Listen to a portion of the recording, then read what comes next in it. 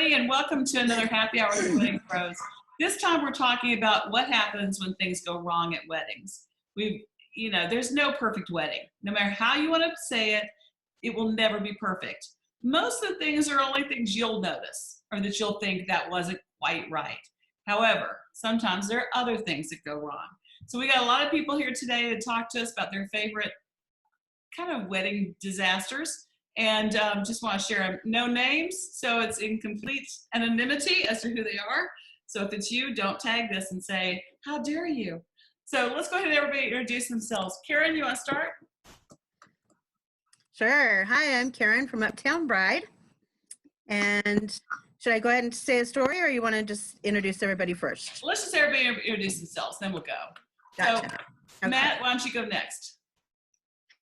Hey there, this is Matt from Matt Blazing Photography. Megan. Hi guys, this is Megan Brogan from Charter Force Photography. Excited to be joining you for another edition. Ooh, what do you have there? I brought my favorite mug from Tiki's Bar and Grill when I used to live out in Hawaii. It's one of my most favorites, so I'm feeling the wave action today as I enjoy my beer. Wait, where's Sydney? She's roaming around. I heard her earlier, but she might stop in, or you might get a surprise appearance from the other two cats. But okay, usually is sitting right here. But we'll see if she joins us. Oh, look what Matt's got! Oh, Trader Sam's. Yes. Apparently, we're all feeling the tropical vibes. Yeah. I feel so lost and so sad. Okay, Brandy. Oh, we lost her. Oh, it's my fingers, like they're so fat. Hi everyone, I'm Brandy from Nature Point, and I am drinking mango lemonade. It's good. That sounds good. Okay, let's have everybody go through and just tell us a story. Go through. Karen, why don't you start? Tell us a good story, and it could be what happened in this current life, or what happened before in another life, dealing with weddings and brides and everybody. Let's see. I'll tell one that was more recent, and then I'll give one that was in the past. How's that? Sounds good. Fair? Mm-hmm. This one really isn't huge as it can get, but had a bride come in with up front in front of all of her party, had a pretty healthy budget, and then in private disclosed that her budget was literally less than half of what she had disclosed initially. Anyway, long story short, sorry, we got her right within the budget of with her dress, with her order, get up to the register, and of course Uncle Sam has to take his part. So that took her over her budget by about $78, and she flipped out, and her fiance flipped out. She had been communicating with him via phone. And ultimately, it was a deal breaker because Uncle Sam had to take his cut. So that was really fun. Another one, gosh, I have a lot from the past. Thank the Lord I don't have a bunch from Uptown Bride. But we had a bride that came in, had bought her dress, and then came back about maybe a month later. I suppose her dad wasn't able to be with her at her initial appointment, so she brought him in so that she could show him her dress. And we directed her to where it was on the rack and pulled it off the rack so she could show him it. And we had another sample. We generally will have two sizes. We had a bride on the floor who just happened to have on the same dress that was trying on, and this bride literally flipped out, like had a breakdown in the store, crying her eyes out because that was her dress, and how could any other bride have it on? It was really bad. Her dad had to calm her down, and we did the best we could. But it's just ironic how brides think that this is my dress, no one else is going to try it on, no one else is going to have it, and unfortunately that's not always the case. That's great. Those are great. Oh my. Well, I know Matt has stories of involving alcohol, and since we're talking about alcohol, Well, we do actually. To be honest with you, there was one that it really. I don't want to say that it didn't turn out well, but it's one of the reasons why we tell people that whenever we're going to be doing photos, usually like right after the ceremony, we do photos of like family and friends and wedding party and all that, and we tell people that anytime there's going to be alcohol involved, don't do it. Like don't pregame. Once the reception starts, come on, we will work with it, whatever. But before then, please don't do it. So there was one story involving alcohol that it was at a winery, and it was a gorgeous ceremony. It was absolutely beautiful. And after that, we went from the winery to the reception venue, which was offsite. It was somebody else, or somewhere else. And so they had this like stretch, like Hummer limo thing, and I was in there, and of course, Amy drove our venue over at the venue. But in the meantime, from the ceremony space to the reception space, we stopped at a like gas station, like, not like a gas station, but like a Flying J kind of place. I'm not gonna say where it is, but one of the members of the wedding party got out. They ran out and they came literally running back as though they robbed the place with an 18-pack and a like a 2-liter bottle of like Fireball. And I was in the car and I was going like, what is going to happen right now? And so between that particular station to the reception venue, they consumed the entire 18-pack and the entire bottle of Fireball. And I called Amy and I said, as soon as we got there, I was the first one out of the car, and I said, we have about 12 minutes before the couple is falling on their butt. And so it was one of those things where, and by the way, the photos were beautiful. You would never be able to know. And it was, maybe we didn't clarify. We're like, just do it after the ceremony, after the formals, which they did. But it was very tricky. And once the reception started, things got a little bit more dicey. But yeah, that was one of those things. It was one of those situations where we, tell people like, don't consume alcohol until the reception actually starts, just because, you want to have you in your element and be natural during, the formal photos. And so, yeah, that was a strange situation. It was the first and last time that, that we'd experienced that. So, most couples are good, but you always have that one where you're just like, oh my gosh, here we go. And that was the only one you've had? You're too good. That was the only one that we've had that was of that caliber. There's another one that we had where it was the bride only. Everyone else was completely okay, except for the bride. I have photos of Amy like holding the bride up. And that was the only other one that we've had. But I mean, everybody else is usually pretty cool and they can kind of pace themselves until they get to the reception. So, like just enough to like take the edge off. So I think that, we've been extremely lucky. Oh my. So how'd you get pictures with Amy without Amy in it? Did you get to crop her out or did you just prop her somehow? She was in them. I just didn't deliver them to the client. I pretty much just kept those ones for me. So,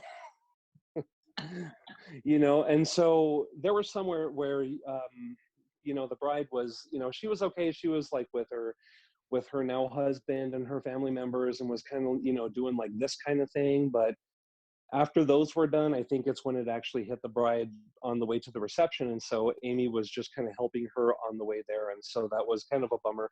And it was unfortunate because it was one of those situations where we didn't know that it was going to happen. And we showed up because we had done a consult, we had done phone calls, and this particular bride was completely amazing the whole time until we showed up for her wedding day. And it just turned out that she overdid it in the morning and couldn't undo it, and it was just it just kind of unraveled, and we did our best to just to try to keep it together for the couple. Oh my coffee. Yeah. Coffee, anyone? Exactly. Coffee and water. lunch? Lots of water And lots of water and eating. Okay, Megan, what about you? I was gonna say, yeah, food. Please, please, brides, eat on your wedding day in the morning. If you're gonna have all those mimosas and drinks with your girls, oh my gosh, please eat. I know you're nervous and excited and whatever, even if it's just, something small and simple, but that can go a long, long way to make sure that when that crash happens, it's much later in the day. I think that, and coffee is always a great way to kind of put a Band-Aid on it real quick. But okay, so my stories actually don't involve alcohol. I think I've got a few of those stories myself, but the one that I wanted to share actually was when I first started in wedding photography, and it was out in Hawaii back when I was really just first getting going. James actually wasn't even shooting weddings with me yet. I was flying solo, and it was actually for a friend's wedding, and which is how many wedding photographers kind of find themselves being asked to do a wedding. If you're a photographer shooting landscapes or travel photography, which is what I was doing prior to weddings, kind of got started by having a friend ask me. And my story actually has nothing to do with the bride's behavior. It has everything to do with the bridesmaid's behavior. One of the bridesmaids was basically AWOL all morning. And she had flown from England to be at this wedding. And she just decided that on the wedding day, she wasn't going to show up until like 30 minutes before the wedding, except for, which, I mean, that was a bummer for the bride, and we were trying to work on morale and everything, but it really started to get stressful when we figured out that that bridesmaid was actually supposed to do the bride's makeup. So not only is she not participating and like just kind of, we actually think she was hanging out with the groomsmen. I never actually confirmed that because I didn't ever want to bring it up ever again. But we know that she was missing. So the other bridesmaids really didn't have any experience with makeup, any comfort level with it. One of them was getting pretty drunk anyway, so she was kind of doing her thing. So I actually ended up doing the bride's makeup on the wedding day. Which was really interesting while I'm trying to have a camera around my neck. And so I'd kind of like strategically step back now and then and take a picture of her like half done. And then I would go back in and help her with her makeup. And the hairstylist that they had hired was wonderful, and she assisted as well, but makeup wasn't really her forte. And I didn't know a ton. I grew up dancing, tap dancing. So I had some like stage makeup experience. So like in a pinch, I can do it, but I don't do a lot of makeup on other people. But it ended up being that she made me an unofficial bridesmaid for the wedding day, which was really special. And it ended up being great. I don't know that they're still friends, so I don't know that it's a terrific happy ending in that respect. But sometimes, some of the best advice we ever give is when you're choosing your bridesmaids or your wedding attendants, pick people that you've had a strong relationship with recently. This was a childhood friend who she hadn't seen in many, many years. Like they have a great time together, but she hasn't had a relationship with this person for 15 years, not in person, other than just kind of corresponding. And so she wasn't necessarily the bold choice for being responsible for your wedding day makeup. Hire a professional, please hire a makeup professional. And also just as a bridesmaid, like you want to surround yourself with people that you know are up for the job of the day. And then just invite those friends if you're not sure. Just invite them to come and party with you, but don't give them a role. That is great advice. Yeah, you wouldn't even think about it.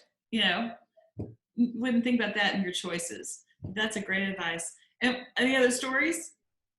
I can do one more that actually has to do with it's actually the opposite with hairdressing this time. Oh, this was a wedding very recently, this past year, where we were very excited to go see the bride in the morning of the wedding while she was getting ready.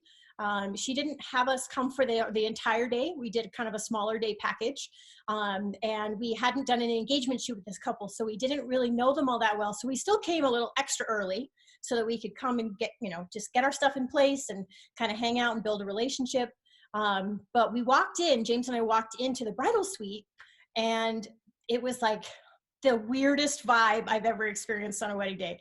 It was like there were two people that opened the door. Both of them looked shell-shocked, like terrified. And I was like, hi, we're the photographers. Happy wedding day. Like, so excited. Where's the bride? And they're like, she's around the corner. Come on in.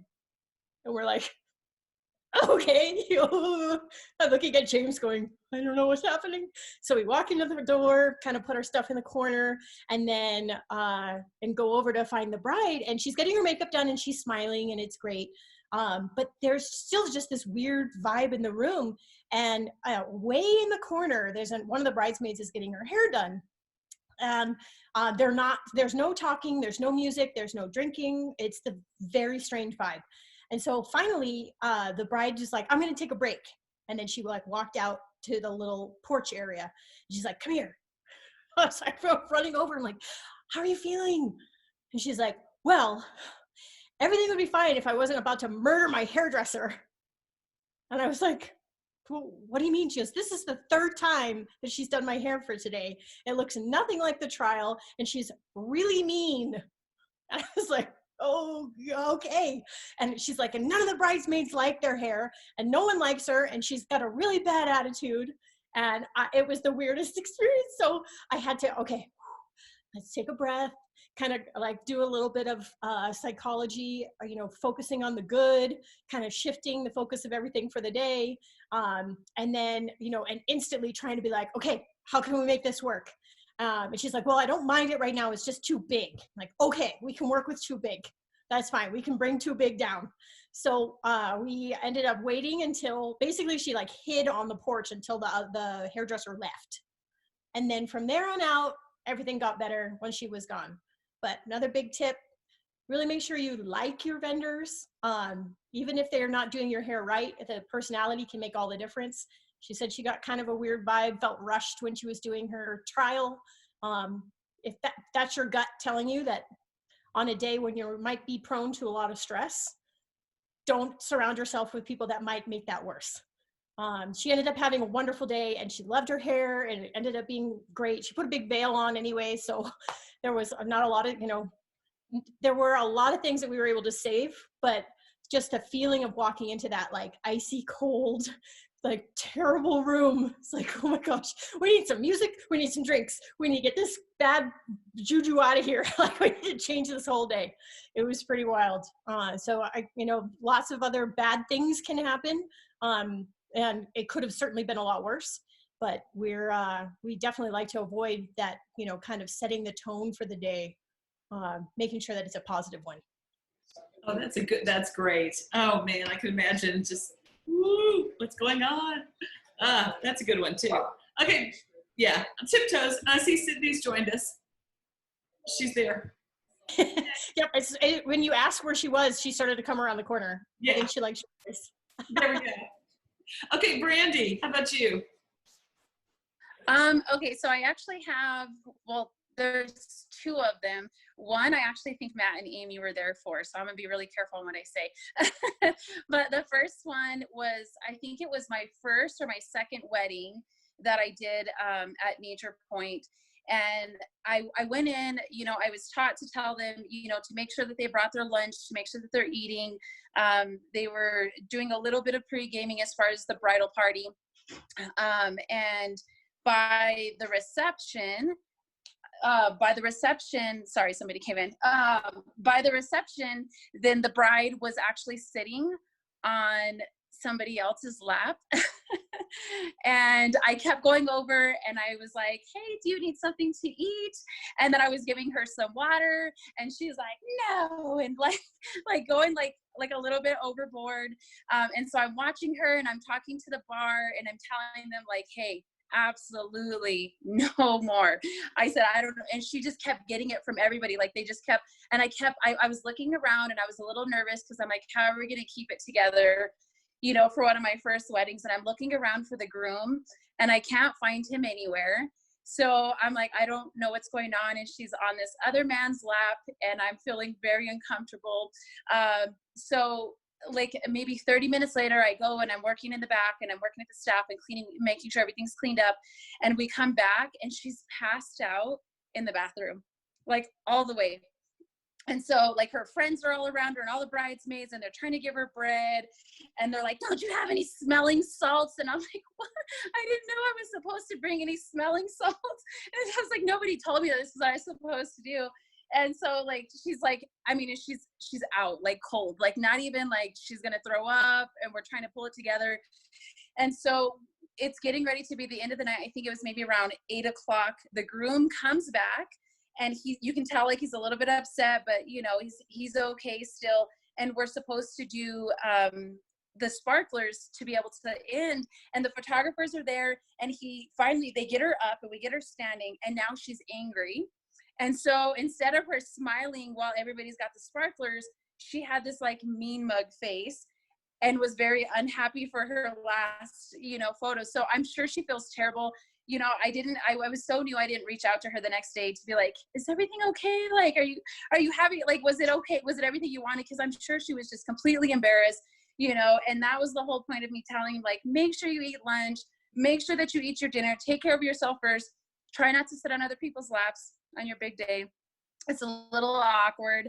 And then the other one that I had was, it was actually a little bit more recent, so I'll be careful. But for that one, I thought I had everything taken care of.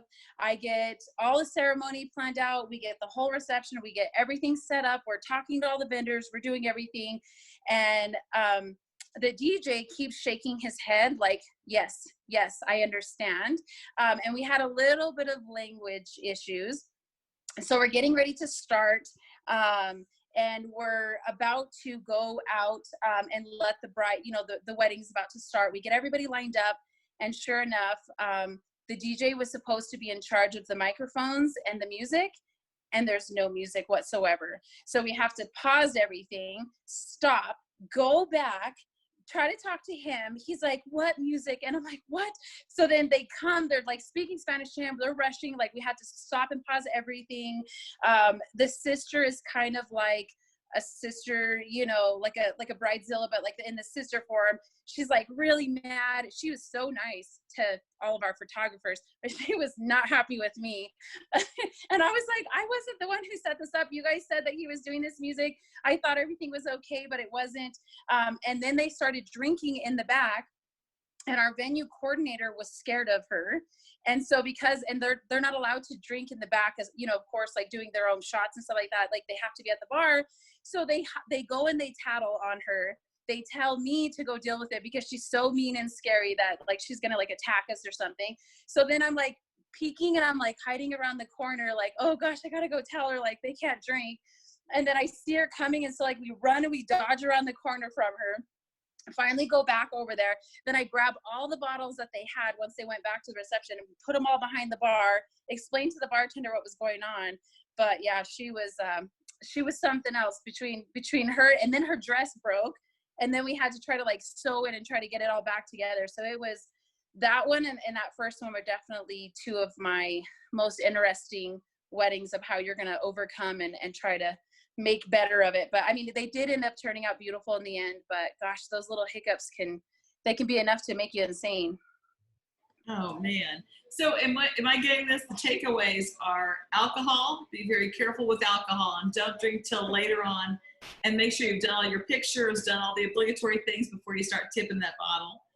And then also being very comfortable with who you're working with and making sure you're communicating with them. Are those the two big takeaways that you'd give to couples planning their weddings? Yeah, and eat.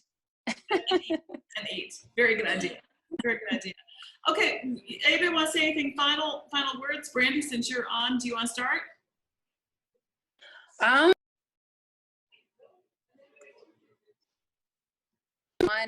You know, I came in at a time where everybody was already established with the previous director. So I guess it's just the more you meet with us, the more you connect with us, the better we can help you later on. And then if we become like a friendship and a family, then, you know what I mean? I think it just makes everything kind of run a little bit more smoothly. So just really building those connections, I think, is important. Eating, staying off other people's laps. So. I can't believe that. But oh, somebody else laughed. Oh no. I really wish another photographer had been on. There was somebody who was telling us a story last time about the bridesmaid getting up to give a toast, and she professed her undying love to the groom. It's like, and he said everything fell silent as she went on and on and on about it. A little uncomfortable. Okay, Matt, any last words you'd like to say? Yeah, a couple of last words. The second thing that Brandy mentioned, I believe that we were the photographers at that wedding, and it was kind of rough. And so that kind of wants me to go back to saying the vendors that you pick, that you choose to work with, and that you choose to recommend to other, you know, to couples, that is super important. We had a couple, not this particular one that she mentioned, but this was a couple of years ago. Like, we have this couple's photo in our studio, and it's absolutely gorgeous. It was at sunset, and you know, the groom's in his cowboy hat, and they're just like, you know, holding. The lighting is absolutely beautiful, and it is this perfect orange, yellow, red sunset, and that's one of our favorite photos. But one of the things about it is that for the reception, the DJ that this particular couple had was horrible, and this bride and groom, I actually started out by doing a maternity shoot for them, and then a newborn shoot for them, and then their wedding. So we kind of did it in reverse. And this couple was completely sweet, totally low maintenance. They were receptive to everything, and everything was just perfect. Except the DJ, she came up to us. She came up to Amy and me, you know, the bride, and she was like, "This DJ is ruining our wedding." And that was the first time that we ever heard that.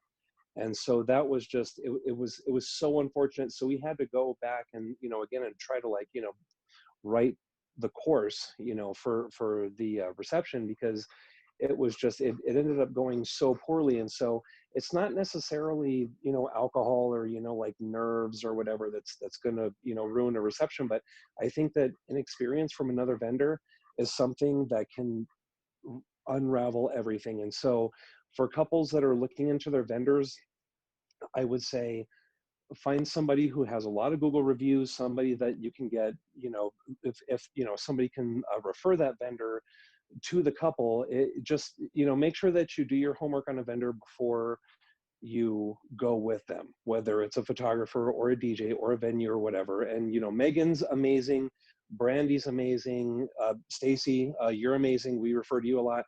And so, you know, you just want to go with somebody that you trust, because it's going to avoid a lot of these issues in the future. You're not going to have these stories if you go with somebody that you trust, who's an experienced professional. Yeah, you know, the other thing I'm hearing too, I do have to say that I love the dog nose that we're seeing in your frame, Matt. That would be Doug. That is the infamous Doug the Doug. dog. That's him. So cute. But That's my boy. Hey, yeah. Oh, this guy? Yeah, that That's guy. Doug. He's so cute, but his nose was just in the corner of the frame. It looked really cute. But the other Oh thing yeah, sorry about that. I'm hearing from all of y'all too that is really reassuring is that when you work with professionals, you all, as a photographer, for example, or as a venue coordinator, you're jumping in to help in things that aren't what you were hired to do. So if you get the right people in place, they will jump in to help to make sure things go right. Whether it's picking you up off that bathroom floor, hiding the liquor, or helping talk to the DJ and say, get it together. You know, whatever it is, it sounds like you're doing things that are not what they hired you to do, but you're doing it for the sake of a good wedding. And that is really a wonderful thing of dealing with people who know what they're doing and professionals. Right. Yes, exactly. And so if you have somebody who's worked enough weddings, then you can see what the DJ does, what the, you know, chefs do, or what the bridesmaids do, or what the hotel staff does, or the venue staff does, and where you can just kind of jump in, where if you notice that something's kind of going off the rails, you don't really take control, but you just kind of help to, you know, guide it in the direction that it needs to go. Right. That's great. Okay, Megan, what about you? Any final words? Yeah, I 100% concur with everything that you guys have been saying. I mean, that experience, you know, all these stories that are fun to share. I mean, they're fun to share because the weddings all happened and they all went well overall. They're just like little snafus throughout that make for great stories, and that's what weddings are about. They're about great stories. You know, some we want more positive. Every now and then, it's fun to have a couple of negative hiccups in there to laugh about later. But ultimately, it is the experiences that your vendors go through that help kind of steel all of us to those problems, so that, you know, when you show up on a wedding day and the bride's zipper is broken, you're like, psh, I got this. I've seen it before. I know how to fix it. You don't need to stress about it. Like we just have a few steps that we need to take. You know, I mean, I actually photograph all weddings with a fanny pack, because I've got Band-Aids in there. I have bobby pins in there. I have Advil in there. I have electrical tape, which actually works really well for resecuring heels. I mean, there's all kinds of things that that you learn through experience, and not just of what may go wrong, but like Matt was saying, when things, you can start to see ahead of time when things are going to start to go off the rails. And you, whether or not you're inserting yourself to help make that stop, or you know who to talk to because you already work with the venue director. So you already know, hey, you may not know this, but they were all just taking like 5 shots apiece back here. Now we can strategize for the rest of the day, and we can work together to fill that in so that everybody has a good time, even when there are all those little hiccups. And, you know, we definitely find ourselves playing all kinds of roles on a wedding day. But that's kind of the excitement of it. I mean, that's kind of what makes weddings fun. If every single one of them was the same and they all went smoothly, we'd all be bored out of our minds in 10 weddings. I mean, it's the variability of it that creates that adrenaline, because there is a huge adrenaline rush for wedding vendors. And I think that's one of the hardest things for all of us right now, that we're, you know, kind of weddings are, a lot of them are on hold or postponed, is that, you know, every weekend we kind of look forward to that big kind of huge adrenaline rush, and good, positive, healthy stress is good for everybody, kind of getting yourself out of your comfort zone. So I know we're all pretty anxious to get back to that and create some new stories. That's great. Well, thanks y'all for joining me, and we'll do something next week and try to get back on this. And I'm Stacy with the Wedding Expo. And Scott with the Wedding Expo. So thank you guys. Have a great weekend, and we'll look forward to talking to you later. Take care. Bye.